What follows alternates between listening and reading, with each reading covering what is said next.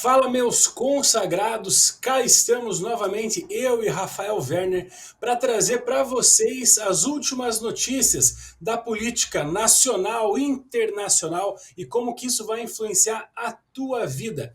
Para você que já está cansado da mídia tradicional, hoje nós vamos falar um pouquinho sobre taxação do Trump, sobre ficha limpa, sobre aço, sobre... Esqueci, Rafael Werner, vai você então. Não, o Brasil é uma maravilha, né? Assunto para a gente comentar certamente não vai faltar. E é um prazer estar mais um dia aqui com você, Dadá, para a gente poder fazer análise e dar palpites sobre a política internacional e nacional. Então, nosso primeiro quadro vai ser hoje falando sobre a expectativa da inflação. Pela 17ª vez consecutiva, a expectativa da inflação aumentou. Isso naturalmente afeta juros, afeta diversos outros setores, e isso não está com cara de que vai mudar no curto prazo. Justamente para isso, a gente vai trazer um vídeo do economista Antônio da Luz que vai explicar um pouquinho para vocês sobre essa situação. Para a inflação. Olá, amigos do Brasil no Cru. Olha, nós estamos vendo com preocupação, mas sem surpresa, esse aumento das expectativas de inflação no Brasil. Eu mesmo sou um economista que participo do relatório Focus do Banco Central, venho semana a semana elevando as estimativas para a inflação. E a gente não faz isso para prejudicar o governo ou para qualquer outro interesse, porque nós estamos botando ali a nossa reputação, e não só a nossa reputação, nós estamos ajudando as pessoas a alocar seus recursos a partir das indicações. Isso tem que ter muita responsabilidade, coisa que nós não estamos vendo por parte do governo do ponto de vista fiscal. Todas as vezes que os governos eles expandem a base monetária através do gasto público, uma das tantas consequências negativas é a inflação. E o que nós estamos experimentando agora é a inflação.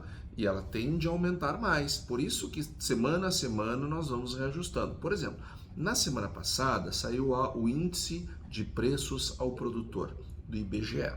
Esse índice de preços, ele mede a inflação dos custos de produção para se produzir bens no Brasil. Então ali é produtor rural, é produtor industrial, é produtor de bens de uma maneira geral. E sabe quanto é que terminou o ano? 9,48. Essa mesmo, 9,48 foi a inflação do índice de preços ao produtor no Brasil. Se eu estou com aumento no custo de produção, inflação de custos, o que vai acontecer lá na frente? Vai ter pressão lá para o consumidor, porque as coisas estão mais caras para comprar. Então não adianta muito o governo dizer, não, vai no supermercado, se não tiver com o preço que você quer, dá volta. Vai ficar sem produto. Porque a inflação ela não é ruim para o consumidor, ela é ruim para todo mundo.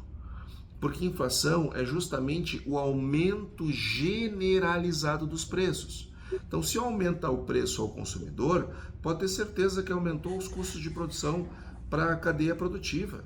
Então, não dá para olhar o problema só na ponta, eu tenho que olhar na cadeia. E tudo está ficando mais caro, porque o governo está gerando um desequilíbrio macroeconômico, fazendo com que o gasto público ele cresça de uma maneira desmedida.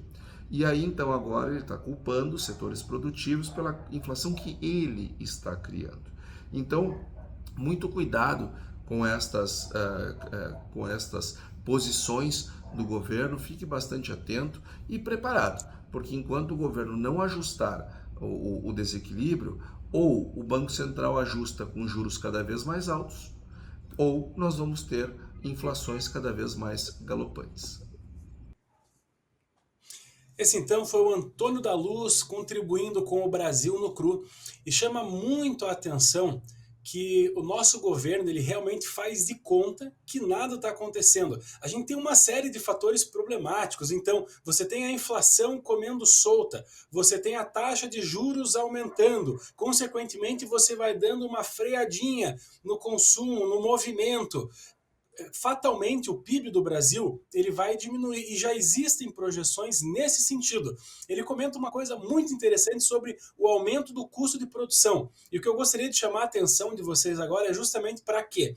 que a gente tem a pior carga tributária do mundo, a pior legislação trabalhista do mundo, um monte de burocracia para poder empreender, trabalhar, gerar emprego, para produzir, e daí você ainda tem um governo irresponsável que continua cagando com as contas públicas, e isso vai afetando mais uma vez o empreendedor, o produtor, e quem paga a conta sempre vai ser o consumidor. Então o Brasil não é uma questão do brasileiro não tá querendo comida mais cara ou porque o empresário é ganancioso, não tem absolutamente nada a ver com isso. E o mais interessante, isso é uníssono em todos os locais que você conversa.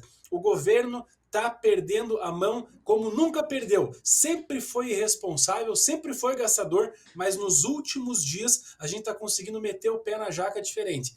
Aí o Lula vem e fala que a gente tem que não comprar comida se ela tiver cara, mas está usando uma gravata de R$ 1.500 da Louis Vuitton. Então, o socialismo é uma coisa engraçada, onde é o capitalismo para poucas pessoas. A maioria está na merda, mas o governo e os seus comandantes não estão tão ruins, tão mal assim. O engraçado é que a inflação, primeiro de tudo, ela não afeta o servidor público, o alto escalão da política, porque eles recebem na fonte, eles têm penduricalhos, eles têm como criar uma lei acessória, por exemplo, salvo engano no TRT ou não lembro em qual setor do Tribunal do Trabalho eles estavam querendo o auxílio pijama, que é para aumentar um pouquinho os rendimentos dos juízes aposentados. Pô, é claro que eles não vão sentir a inflação, que nem é sentido na ponta, porque eles inventam uma regra para você pagar e eles se defendem. Então, a pessoa que ganha pouco, a pessoa mais pobre é quem efetivamente toma no cru quando você tem um governo irresponsável como o nosso. Rafael Werner, tua opinião? Perfeito, Dada. Agora, uma coisa que me chamou muita atenção é que o Galípolo, o novo presidente do Banco Central, é outro que está muito cético quanto à capacidade do governo em conter os próprios gastos. Quando ia haver a troca do nosso antigo presidente, Roberto Campos Neto, para o Galípolo, havia uma certa preocupação por ser uma indicação desse atual governo, de ser um economista que já tem um histórico de defender algumas teses mais heterodoxas. Ele é adepto da MMT, Teoria Monetária Moderna, que não acredita que existe uma correlação tão grande entre a emissão de moeda, ao fiscal, expansão do M2 com os preços, e ele próprio já deu declarações falando da preocupação que ele tem quanto ao fiscal do governo por não conseguir atingir a meta de inflação. E uma outra coisa é que os dados oficiais do governo sobre a inflação, ele é muito abaixo do que nós vemos na vida real. Qualquer pessoa que você procurar na rua e perguntar quanto que aumentou teu custo de vida do ano passado para cá, certamente as pessoas irão falar números muito distantes da inflação oficial. E o governo ele sempre vai tentar maquiar, tentar dar uma diminuída para não ter a sua reputação, né, a tua aprovação tão baixa. Só que isso já está tão evidente para o brasileiro que não adianta mais esconder, né? A inflação ela já passou da casa dos 20% para a maioria das pessoas e o governo sempre vai falar que está ali nas 5, 6, nós estamos trabalhando, a culpa não é nossa, a culpa é do empresário, a culpa é do Trump e nunca assume a própria responsabilidade. Por um certo lado, né? Isso acaba favorecendo com que nas próximas eleições nós temos um governo que tome rumos diferentes para salvar a economia que está indo por água abaixo. E Rafa, uma coisa interessante é que assim, existe já uma conversa de que esse governo ele está planejando talvez um congelamento de preços, o que é muito comum em regimes socialistas. Inclusive o Haddad, que é o nosso ministro da Fazenda, ele fez um estudo, acho que a tese, alguma das teses, não sei de qual curso que ele fez, se é mestrado, o que que é, ele defendeu Do a curso que economia. ele colou para passar na prova? Isso. Ele fez sobre o regime econômico da União Soviética, né? E um ano depois a União Soviética quebra porque é absolutamente sustentável. Fazer um momento nerd aqui que eu me recordo quando fala congelamento de preços.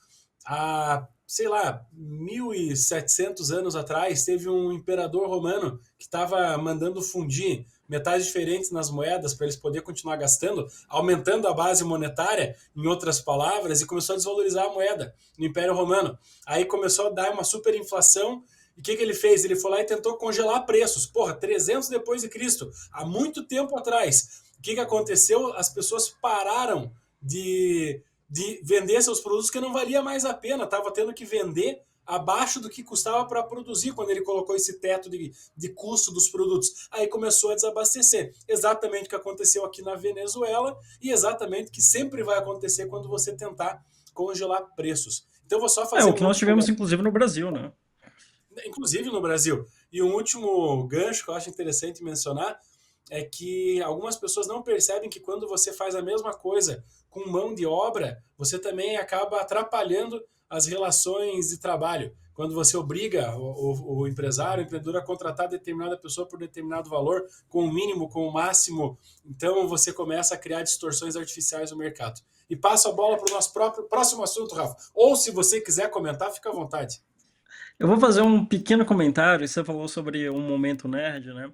Tem um economista do século XVI, que era um jesuíta, um dos que a gente chama de proto-austríacos, que ele defendia a tese do tiranicídio, né? Ele foi um dos primeiros caras ali na escolástica tardia a formular alguns tratados econômicos acerca da inflação, e o que ele falava era que o rei que ele adulterasse a moeda, né? Isso seria uma espécie de roubo contra a população, e por ser um roubo, ele estaria governando contra a lei natural. E o rei que governa contra a lei natural deveria ser morto e decapitado.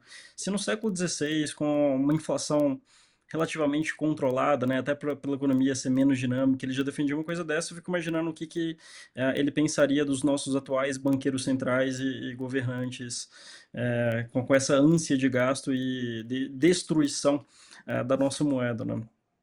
Ia ser quase Só uma deixando pandemia. claro, não estou concordando com a tese dele, só estou explicitando uma coisa que existe Ia no faltar comentário. carrasco, né, Rafa? Ia faltar o quê? carrasco. Ia Carrasco. faltar, com certeza.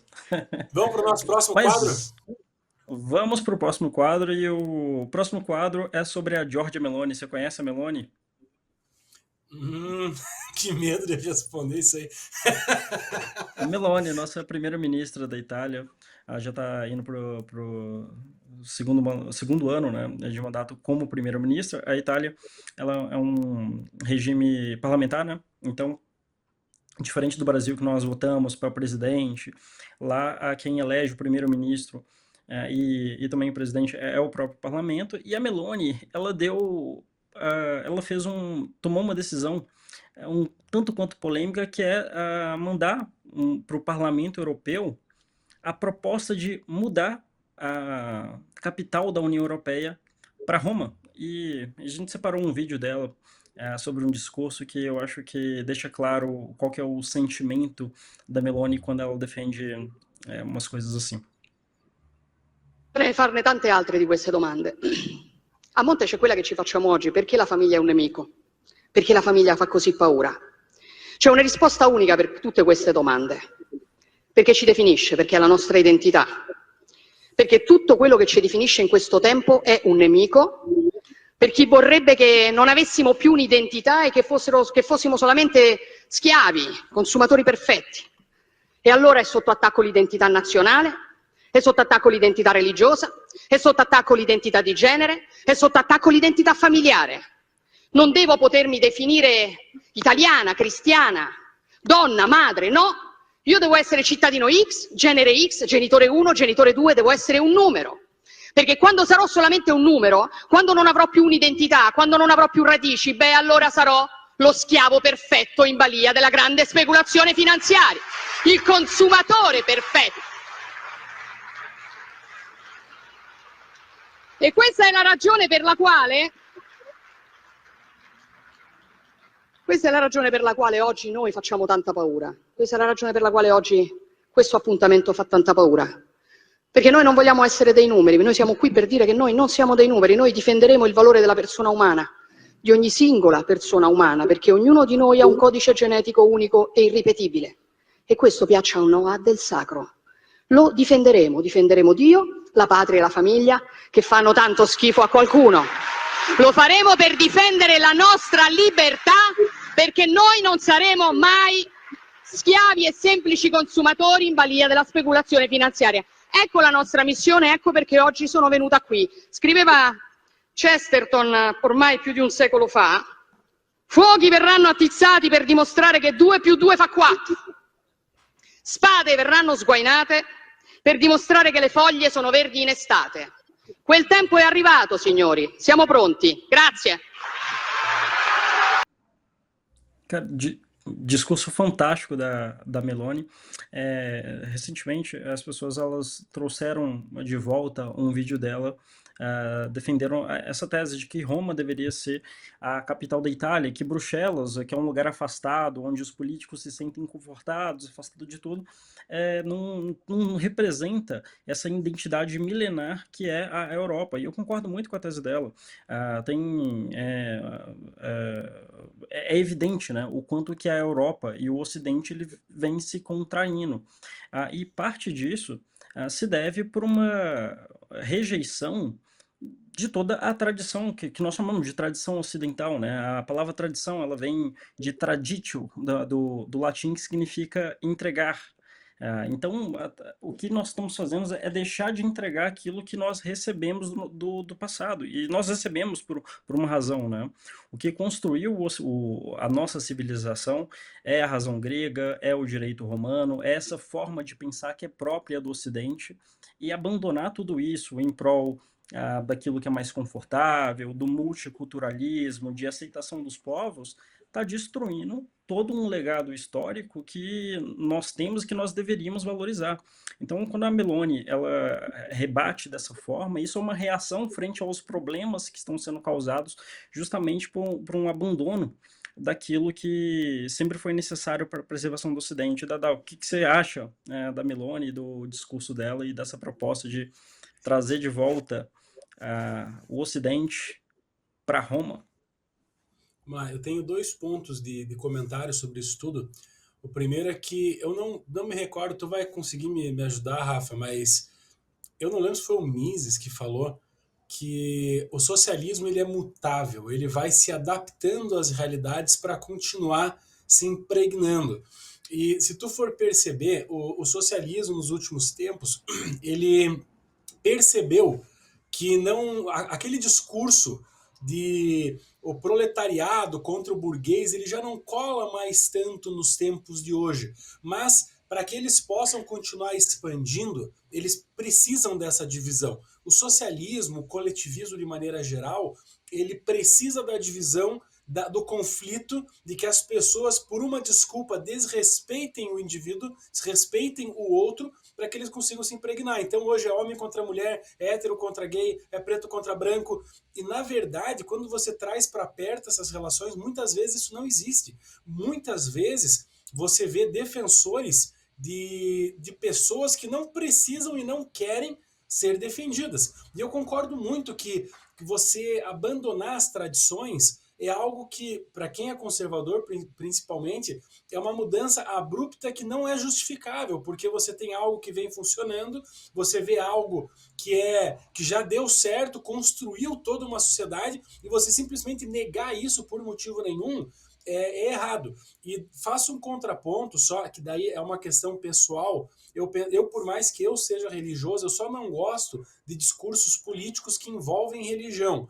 Eu não acho que a política e a religião eles devam caminhar juntos. Eu não gosto daquele discurso que os políticos ou determinado grupo está ali para defender Deus, pátria, família. Eu acho que você defender a ideia de você ter uma família, uma entidade familiar, de você ter essa construção, já que foi a base da nossa sociedade, é ótimo. Você defender o teu país, defender a identidade daqueles que estão próximos a você, ótimo. Eu não gosto da ideia da religião. Por isso que, na minha concepção, a defesa mais importante, ainda assim, é a da liberdade, porque senão muitas pessoas, em nome de Deus, vão atacar a liberdade alheia, como os muçulmanos, por exemplo. Ou muitas pessoas, em nome do seu país, vão atacar a liberdade alheia. Ou então, em nome da própria família, vai atacar a liberdade alheia. Por isso que eu concordo muito com tudo que ela falou sobre como algumas pessoas se sentem ofendidas por nada, como elas tentam atacar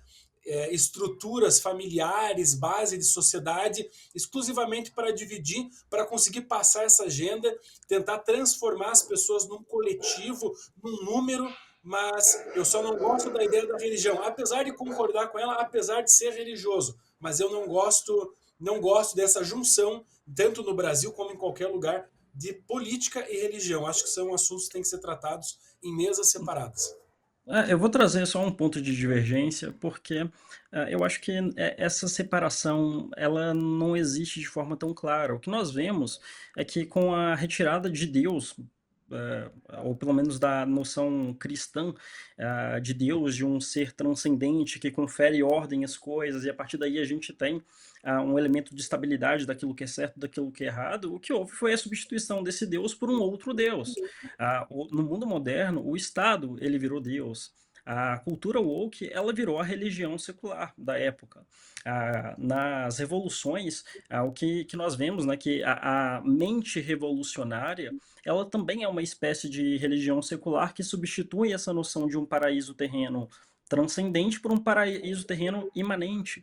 Então, essa substituição eu não vejo como. Quer dizer, essa retirada, né, da religião, daquilo que é tão fundamental para a sociedade, para a política, eu vejo de maneira diferente, viu, Dada? Até porque tudo que nós vemos no Ocidente foi construído a partir do cristianismo.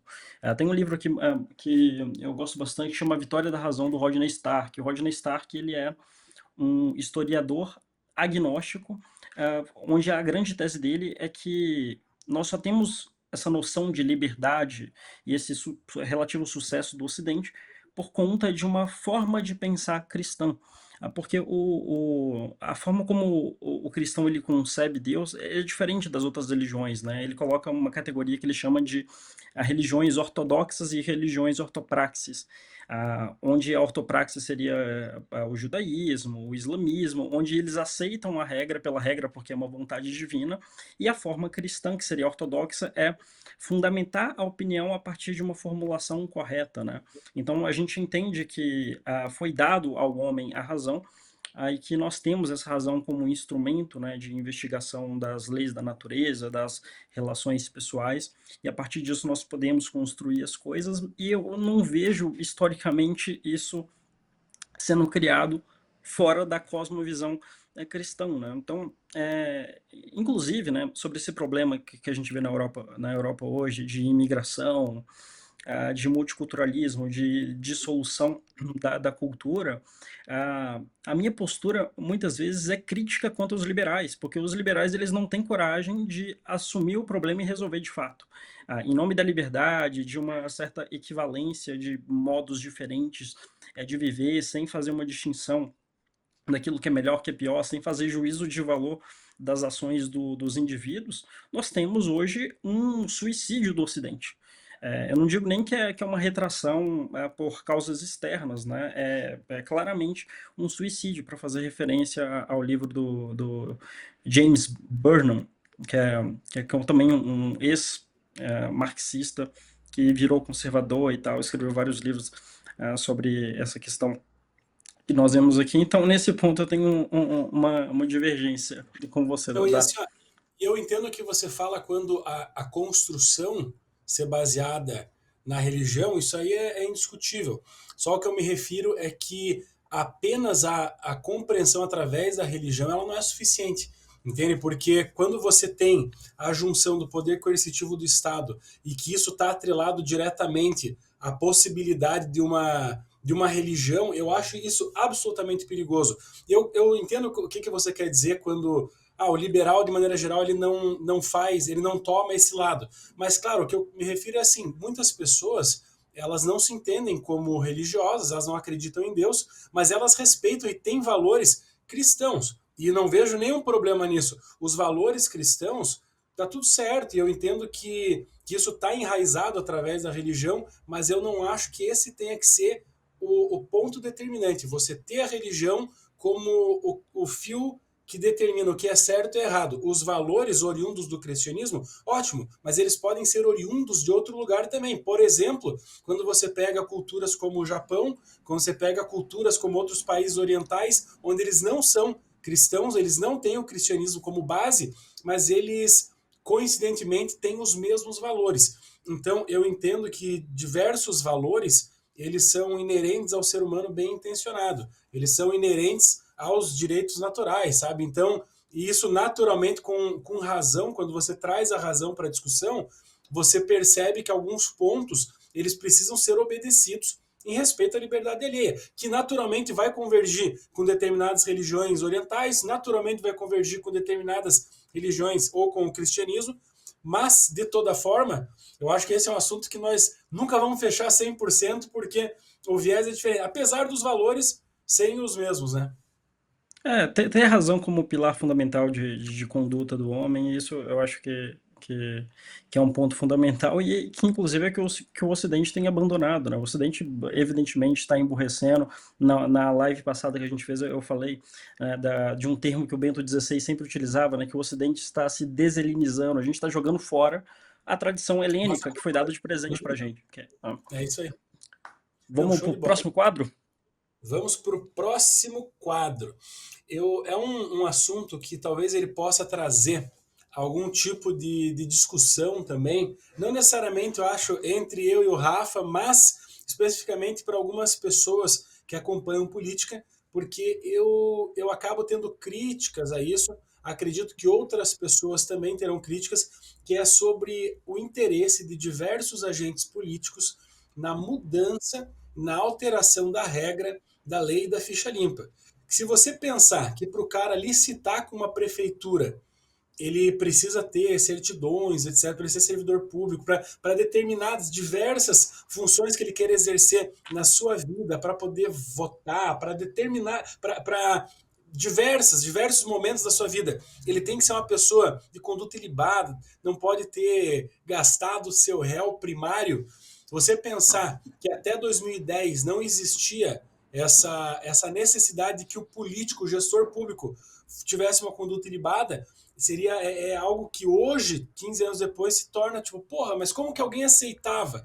E o mais interessante ainda é que tem algumas pessoas querendo mexer com isso. Por isso que eu vou trazer agora um vídeo da minha amiga Thailise, que é cientista política, especialista no assunto, e ela vai comentar um pouquinho com vocês sobre isso aí. Antes que passe o vídeo da Thailise, um detalhe, você que está assistindo, segue as nossas redes sociais, Beyond TV, @BeyondTV. Compartilhe esse vídeo com os teus amigos, essa pequena contribuição que eu, Rafa e o pessoal do Beyond TV estamos fazendo para que você consiga ter um pouco mais de informação para decidir o que é certo e errado, especialmente nesse manicômio que é o Brasil. Então segue nossos Instagrams, é @Rafael Werner, é isso, Rafa?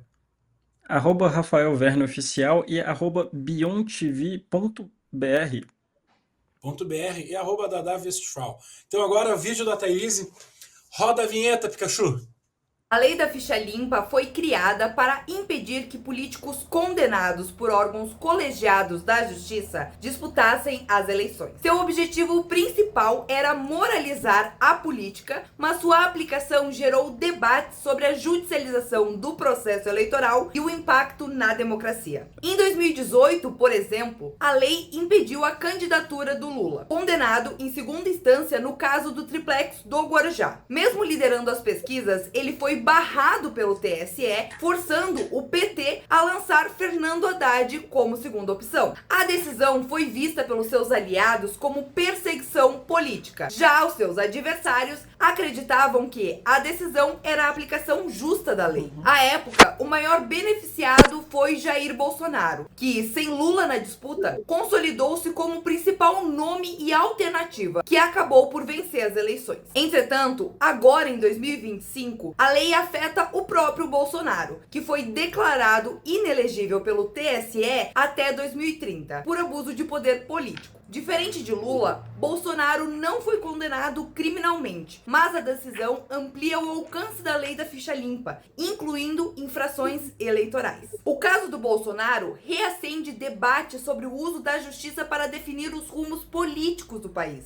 e pode reconfigurar, inclusive, a direita, abrindo espaço para novas lideranças. Só que existe um problema. A lei da ficha limpa, ela não é só aplicada no nível federal, mas os níveis municipais e estaduais também tem a aplicação da lei da ficha limpa, que trouxe inclusive impactos significativos. Muitos prefeitos e governadores foram impedidos de concorrer ou cassados após a eleição por conta da lei da ficha limpa, o que pode também resultar em instabilidade administrativa e disputas políticas. Por um lado, a lei renovou o cenário político, mas, por outro, gerou insegurança institucional. Além disso, há questionamentos sobre a seletividade. Políticos influentes podem ser barrados, enquanto outros, com históricos duvidosos, seguem elegíveis. A lei da ficha limpa, entretanto, ela continua sendo um dos pilares do sistema eleitoral brasileiro, mas seu impacto vai além da moralização da política. Casos como os de Lula e o de Bolsonaro mostram como a aplicação pode mudar o rumo das eleições, influenciando diretamente a escolha dos eleitores. No nível municipal e estadual, seus efeitos afetam a governabilidade e a estabilidade institucional.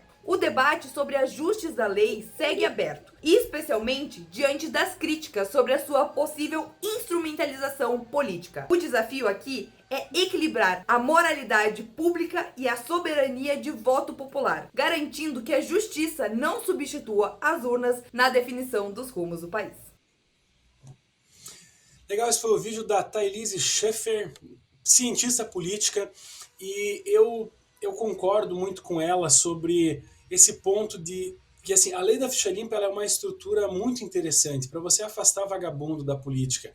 O problema é que, assim como diversas outras coisas, o Brasil consegue estragar algumas leis que foram criadas com boas intenções e que poderiam ter bons resultados, mas você acaba politizando a justiça. Então, a gente tem um caso famoso, que é o do Deltan Dallagnol, por exemplo, que ele, cara conhecido na Lava Jato, um cara que defende muito, luta muito contra a corrupção, etc., sem entrar em críticas pessoais a ele, mas o ponto é que acharam um motivo idiota e caçaram o cara depois de eleito. Será que quando foi criada a regra para esse tipo de cassação, era esse o objetivo? Será que quando o legislador criou isso, era isso? Esse era o bem jurídico que ele buscava preservar? Vou trazer talvez uma coisa polêmica, mas o Mamãe Falei, você pode deixar ele um escroto, pode achar que ele falou um monte de bobagem, mas o motivo pelo qual ele foi cassado também. Será que era essa era a intenção quando se criou essa lei? E quando a gente volta para um cenário onde você tem um tribunal que ele é colocado lá por políticos, as pessoas, os ministros que compõem os tribunais superiores, são escolhas políticas, em especial o STF, que tem grande influência presidida, que o TSE é presidido, etc. Então você tem essas pessoas políticas lá dentro, queira ou não queira, podendo dar decisões que vão interferir nos candidatos da próxima eleição. A gente viu, por exemplo, que a USAID teve eventos junto com o Tribunal Superior Eleitoral.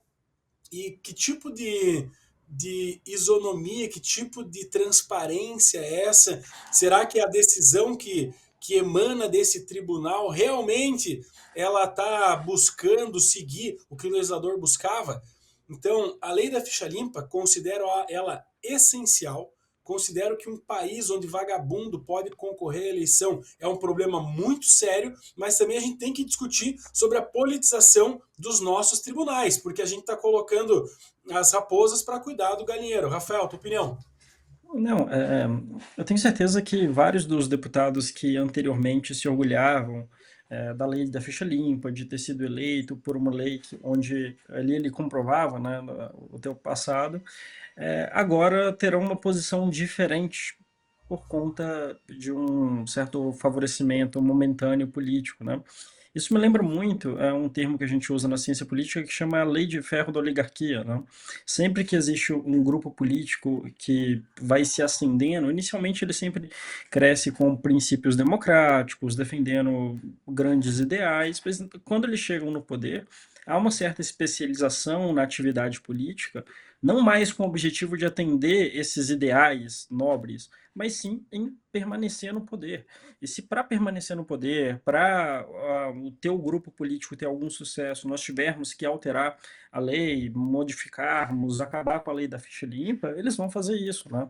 Aqui, sem fazer juízo de valor acerca de Lula, Bolsonaro e tal, isso é uma coisa que acontece na política, independente do lado, né? Eu acho que, como você bem comentou, isso é uma em boas práticas políticas que nós poderíamos ter, não para eleger pessoas maravilhosas, porque se nós olhamos para o Congresso, independente da ficha limpa ou não, do histórico, a gente não tem uma classe política que a gente se orgulhe, né?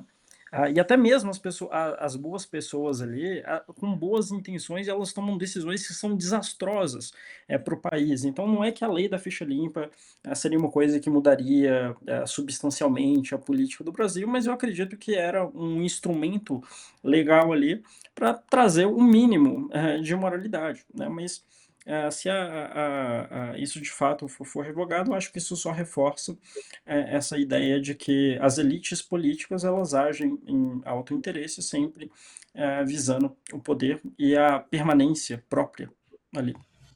E o interessante também, Rafa, se você for pensar, mas será que esse realmente é o desejo da população? Eu não tenho esse número, estou provocando, eu acho que cada um em casa tem que pensar nisso.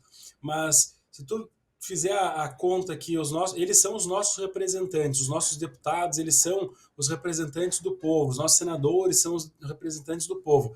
Quando eles pensam em alterar a legislação nesse sentido, que permitiria que condenados disputassem a eleição, será que é isso que a população quer?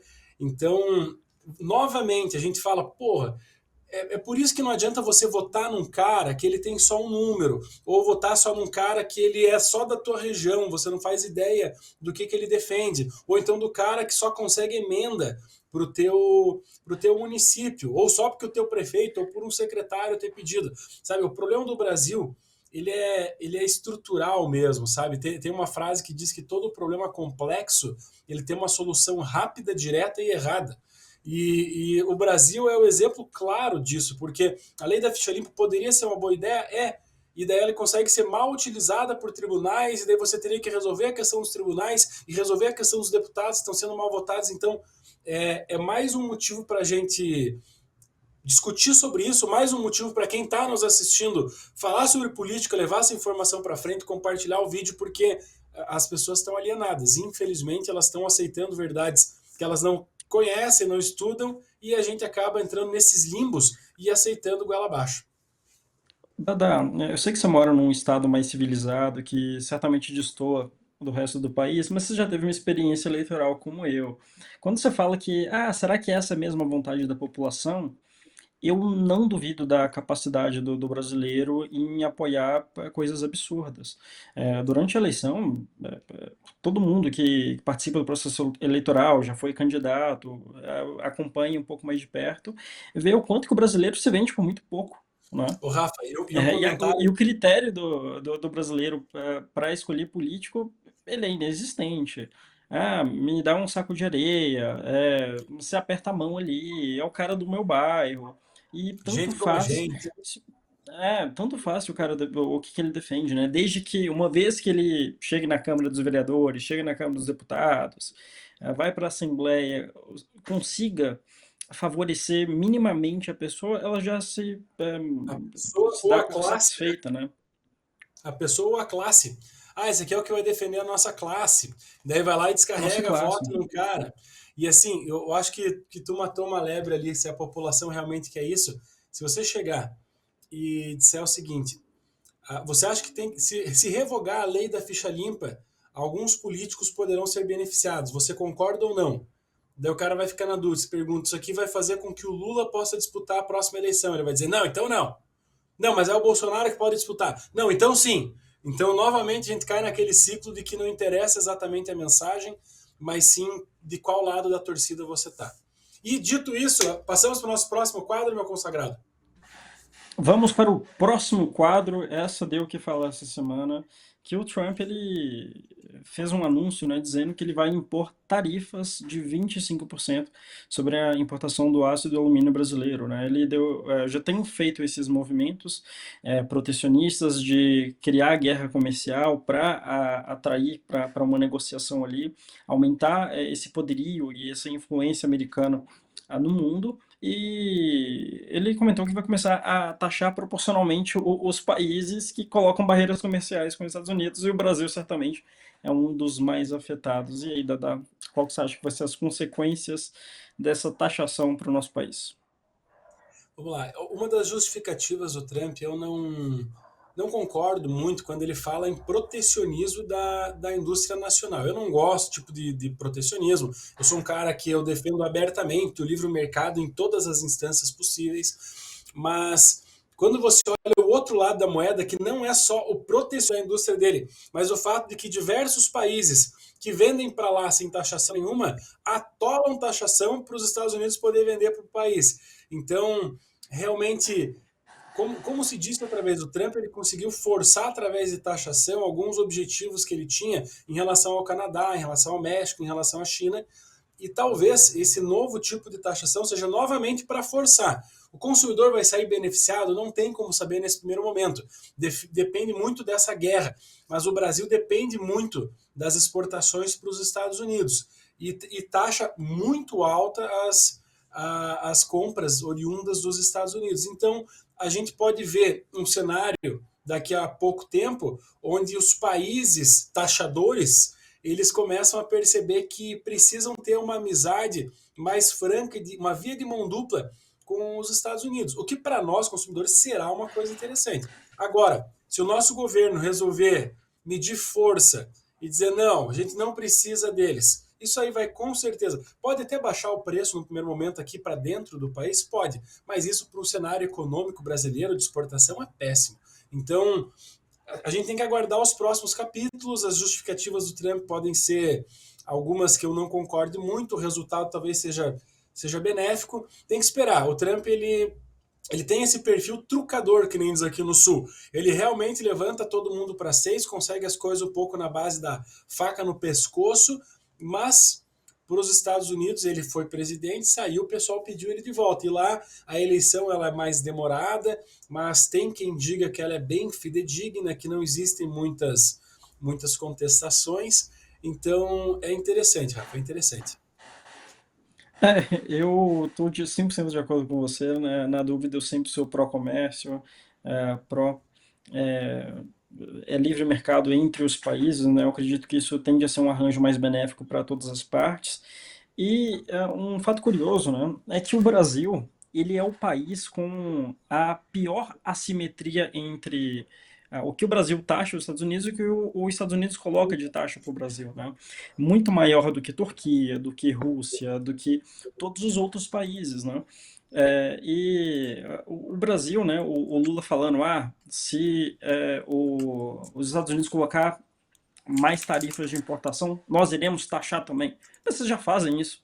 O Brasil ele é um dos países mais fechados do mundo e a gente começou a ter um movimento em outra direção no último governo do Bolsonaro, né? Que a gente começou a abrir os comércios, começou a melhorar a negociação com a União Europeia, e agora a gente volta para um caminho que não deveria.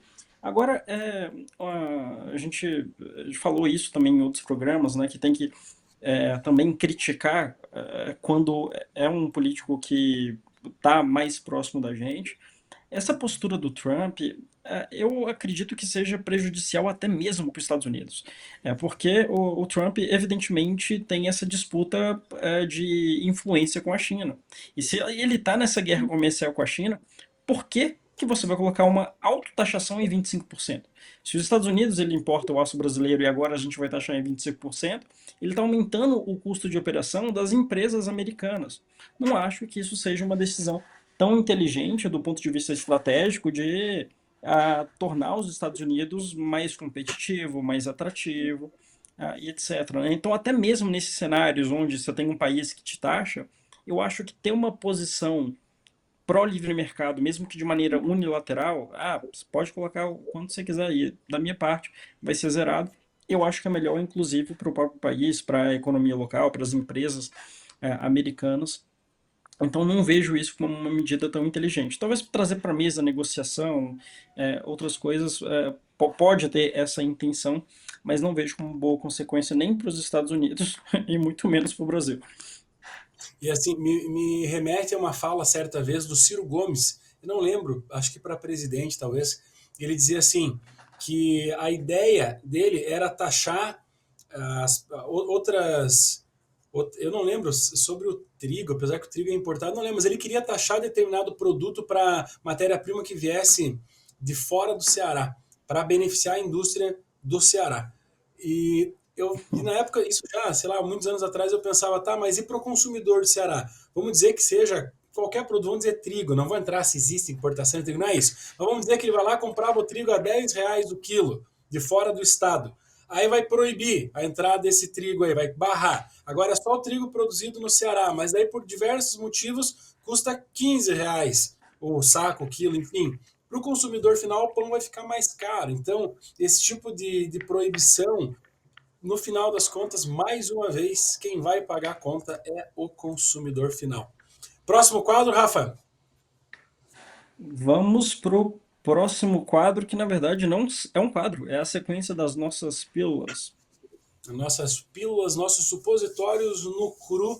Então a gente vai passar rapidinho com vocês aqui notícias relevantes que aconteceram nos últimos dias. Alexandre de Moraes, o nosso imperador, me confundi aqui. Alexandre de Moraes, o nosso ministro do Supremo Tribunal Federal, ele andou reativando contas bloqueadas em redes sociais, do PCO, por exemplo, do Monark, por exemplo. Isso chama atenção por quê?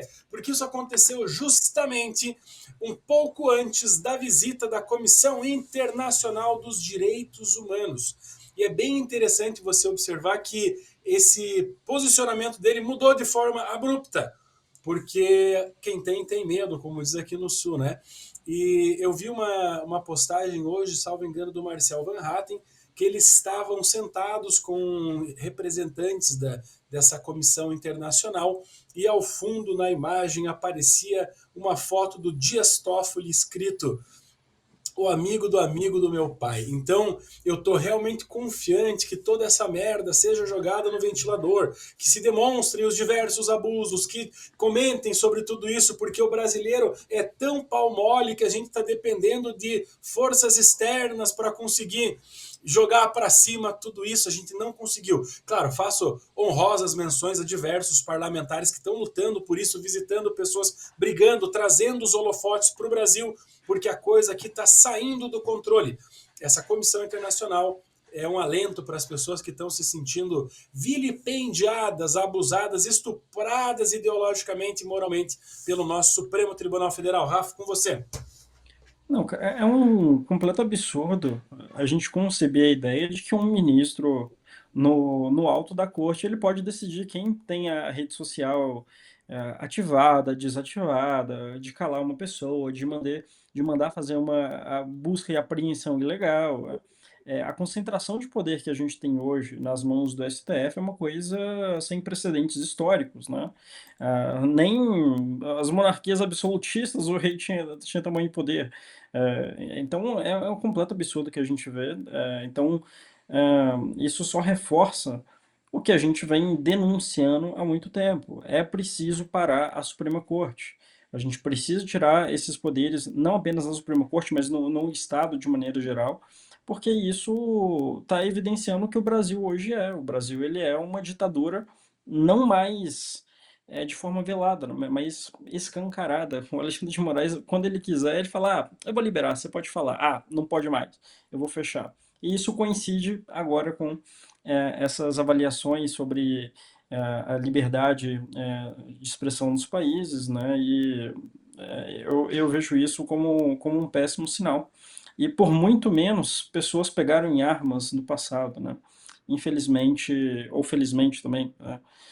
O brasileiro não tem a coragem devida para fazer aquilo que moralmente deveria ser feito. Contigo, tua pílula, vai lá. Eu vou trazer uma notícia boa, né? Recentemente recebi notícias de alguns amigos aqui de Minas, deixar um abraço especial para o Caio Coelho, que é diretor lá na Secretaria de Desenvolvimento Econômico. Minas Gerais atingiu a marca de 500 municípios que aderiram ao programa de desburocratização e de liberdade econômica que chama Minas Livre para Crescer. Isso já tem trazido bons resultados para o estado de Minas. A Minas é o estado do Brasil que mais tem atraído investimentos privados, né? Então grandes empresas como Gerdau, Mercado Livre, Amazon e outras têm vindo para Minas Gerais. Então existe um número, né? E eles sempre mostram na apresentação que é como que a geração de empregos cresceu nas cidades que aderiram ao Minas Livre para Crescer, que tiraram a burocracia, passaram a aderir algumas boas práticas recomendadas ali pelo governo de Minas, como a aprovação tácita, a remoção de alguns empecilhos burocráticos, e eu acho que isso é um exemplo a ser seguido não só para os outros 483 estados de Minas, mas também para todo o Brasil. Legal, vamos para o próximo. Lula e a utilização dos serviços públicos. Olha que interessante. Luiz Inácio, vou até ler essa frase que é maravilhosa. Ele diz assim: você chega em uma cidade e pergunta, prefeito, como é que está a educação? Ele responde, está maravilhosa. A educação aqui é fantástica. Prefeito, como é que está a saúde? A saúde aqui é fantástica. Aí você pergunta, seu filho estuda nessa escola fantástica? E a resposta, não. O filho dele está em uma escola que não presta, particular. O Luiz Inácio é a cara da hipocrisia, porque os filhos, o Lulinha, filho desse desgramado, estudava numa escola particular. Ele fala do SUS, mas ele se trata no Sírio-Libanês. Até falei sobre isso hoje na internet. É engraçado que ele diz que ele não sente vergonha de ser pobre. Ele tem um patrimônio declarado de 7 milhões de reais. Ele tem previdência privada. Eu não entendo como é que alguém consegue ouvir o Luiz Inácio falar e não ficar com raiva da hipocrisia, da mentira e da cara de pau desse iluminado. Rafael, para você, tua pílula. É sempre isso, né? Serviço público para a população e o serviço privado prestado de boa qualidade para a classe política, né? E eu acho engraçado, né? Porque daí a pessoa tem a cara de pau de vir falar que os serviços públicos no Brasil são maravilhosos, viva o SUS, as pessoas precisam, né? Teve uma recente, né, que ele falou. As pessoas precisam, a classe média precisa voltar a estudar em escola pública. É só coisa dessa natureza, mas para ele é claro que os serviços prestados pela nossa nesse estado paternalista gigantesco não é suficiente, né? O que de fato não é. Isso é uma denúncia aos péssimos serviços que nós temos no Brasil, e não é que os serviços públicos eles deveriam ser de maior qualidade. Eu acho que o Estado ele é incapaz de fornecer bons serviços pelos próprios incentivos, por uma ausência do sistema de lucro e prejuízo, né? Então, isso é mais um motivo para a gente defender substituição dos sistemas públicos, né, e o barateamento, né, e o acesso a bons serviços através da concorrência e da livre iniciativa para a população. Rafa, eu dizia que na minha campanha eu falava muito, serviço público não precisa ser estatal, entende? Você pode pagar com dinheiro oriundo de impostos, mas para prestadores particulares. Você sobe na favela, o que tem lá em cima? Netflix, YouTube, WhatsApp, telefone, internet móvel, o que não tem? Saneamento, esgoto, Tudo não taxado tem... é 50%. Tudo taxado, mas a iniciativa privada entregando. Tudo que o público oferece não tem. Vamos para a próxima? Vamos para a próxima. Com o mercado aquecido, pedidos de seguro-desemprego superam a pandemia e têm maior nível desde 2016. O Ministério do Trabalho acredita ao aumento de número de pessoas com carteira assinada.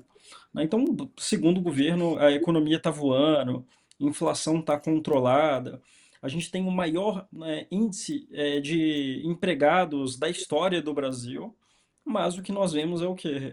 Número de seguro-desemprego aumentando, empresas fechando, o preço de tudo subindo, a atividade econômica diminuindo, a moeda indo por água abaixo. Então essa é a notícia. O que você tem a dizer, Dada? Cara, o nosso governo ele vive uma realidade paralela, né? Porque você tem notícias de recordes de recuperação judicial. E conforme eu falei antes, legislação trabalhista no talo, legislação tributária é um lixo, e você tem mais beneficiários de Bolsa Família do que carteira assinada, recorde de pedido de seguro-desemprego. Então, sabe, inflação comendo solta, juro alto. Cara, em que mundo que o governo tá? Cara, eu fui comprar café hoje, um pacotinho de 500 gramas, era assim, do convencionalzinho, 33, R$ 35 aí para tomar um caboclo, um melita. Patrocina nós, caboclo e melita. E que mundo que o nosso governo tá, bicho velho? Não, cara, é inacreditável, chega a ser cômico, né? O Brasil virou. É um episódio de South Park, é uma brincadeira de mau gosto. Pelo menos serve de alívio cômico tudo isso para esse caos que está o nosso país.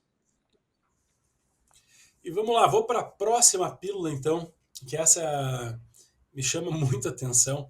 E volto a dizer, a gente não está aqui para só para explicar, a gente está aqui para confundir também. O nosso plano é causar desconforto para que vocês pensem se realmente é isso que vocês acreditam que é o ideal para o país que vocês vivem, ou então que sua família vive, ou então que você vai voltar a viver. Mas existe uma conversa, um acordão entre o Alcolumbre e o STF. Daí você me pergunta, hã? Eu digo, pois é, o presidente do Senado conversando com o STF para discutir o quê? Destinação de emendas parlamentares. Rafa, eu já entendo que, em tese, a alocação de recursos públicos cabe para o executivo e não para o legislativo. Mas sem entrar nessa parte um pouco mais técnica, me admira o Supremo Tribunal Federal estar participando do ajuste de como vai ser encaminhado. Você, porra, já não cabe para o legislativo e o STF virou o quê? Virou órgão consultivo? Desde quando? Se um procurador de município, se um assessor jurídico de município for até o Ministério Público, já vi isso acontecer, fui assessor jurídico de município, e eu já vi procuradores, etc., indo buscar, falar com o juiz, tentar falar com algum promotor, e o pessoal responde, olha, aqui não é órgão consultivo, para você ficar tirando tuas dúvidas, você faz as medidas de acordo com a legislação, se a gente achar que está errado, a gente prensa. Então, é uma coisa engraçada, me causa muito desconforto o Supremo Tribunal Federal, o Judiciário, discutindo com o Legislativo a destinação de emendas. Qual a tua opinião, Rafa? Não, os poderes, idealmente, eles não deveriam ter essa relação tão próxima, né? O que nós vemos é uma interferência muito perigosa do judiciário, tanto ao executivo quanto ao legislativo. O legislativo consultando o STF para ver o que pode ou não fazer, é o STF legislando sem deputado nenhum ter votado, é o STF indo contra decreto presidencial na época do Bolsonaro, proibindo certas decisões que eram de prerrogativa do presidente. Então, isso denuncia o óbvio, né? Que é o quão autoritária tem sido a nossa Suprema Corte. Até mesmo nesse caso, né, que não é um autoritarismo escancarado, é só ele se autoconsultando, mas é o tipo de coisa que sequer deveria passar pelo STF. Então, realmente vejo com muito maus olhos toda essa aproximação e essa relação que nós temos entre os poderes no Brasil, que enquanto está todo mundo de mão dadas, né, é um motivo ainda maior da gente se preocupar. Não deveria ser uma alegria. Até uma crítica ao saudoso Temer, né, que ele fala, é muito bom ver os poderes estando em harmonia. Não, quando os poderes eles estão quebrando o pau entre si, é melhor, né? Porque quando eles estão brigando, está limitando ali o quanto que eles vão extorquir a população. Quando eles estão de mão dada, certamente eles estão aliançados, né, com um objetivo em comum que sempre é contra a população. Existe, o Hope falava muito isso, né? O Hope, antes dele virar um anarcocapitalista, escrever todos os seus livros, Democracia, o Deus que Falhou, entre outros, ele já foi um marxista na época da faculdade, né? Teve aula com grandes autores ali da escola de Frankfurt, e ele trouxe uma leitura marxista para acerca do Estado, que nessa parte eu concordo. Existe uma guerra de classes muito evidente entre a população civil e o Estado. O Estado ele age em alto interesse contra os interesses da população. Então, quanto mais próximo esses poderes estiverem, certamente eles estão conspirando em favor de mais poderes concentrados, mais recursos concentrados, enquanto nós sofremos com tudo isso aqui fora dessa elite burocrática. Legal. O nosso Estado brasileiro hoje parece uma empresa, onde os setores se reúnem numa reuniãozinha, num happy hour de sexta-feira, e eles decidem os rumos como se simplesmente fossem donos da porra toda, que nem diz no interior.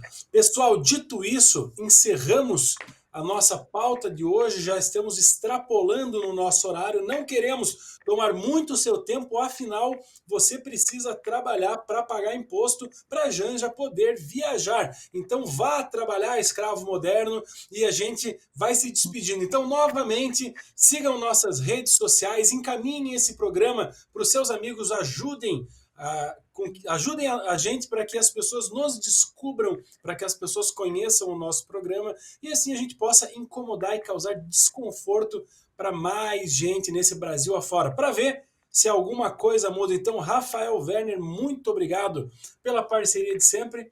Daqui uns dias estaremos aqui novamente. Um abraço a todos, nos sigam na rede social, para deixar muito claro, @biontv.br. Siga o Dadá, me siga também nas redes sociais e nos vemos em breve. Valeu!